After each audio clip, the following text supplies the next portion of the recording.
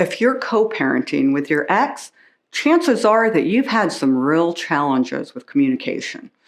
Look, co-parenting can be really hard, and it only takes one thoughtless email or text, or sometimes a couple of hundred of annoying ones, to send things in a super unpleasant and unproductive direction. But don't give up. If you stay with me for a couple of minutes, I'm going to share 5 simple and easy to follow tips that will help you to more effectively communicate with your co-parent. Hi, I'm Ruby Bolton, family law attorney and board certified family law specialist.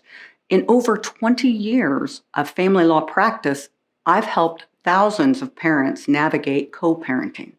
Before I share my top 5 pro-level co-parent communication tips, I want to suggest that you share these with your co-parent, because if you both buy into these simple rules, you'll be co-parenting Jedis. But even if your ex won't buy in, you can keep your cool and keep your ex in check if you follow these simple rules, even if your ex doesn't. First, keep all communications businesslike. Your business is to raise your children in separate households, and your communication should be exactly like you would write to a boss or a coworker. When communicating and writing, use polite greetings like, "Hi, John," and end with, "Thanks, best regards." If you're keeping it brief, trust me, even though it may feel strange at first, it works like a charm and can disarm even the most hostile or angry or defensive ex. The old adage, "kill 'em with kindness," has been around for such a long time because it works. You might meet some resistance at first, but if you keep at it, eventually those hostile or inappropriate responses will soften when your ex learns that you're not going to engage in tit for tat and there's not going to be any attacks. Second, keep it simple and child-focused. Don't mix parenting-related communications with money or property or anything else. Break those subjects into separate messages. Third, be factual and neutral. Stay away from emotion and judgment. For God's sake, don't use abusive, insulting, sarcastic, or profane language, even if that type of language is directed at you. A fire that is not given oxygen will die out, so let that nasty stuff go, for the children's sake. Fourth, be clear about what you're asking.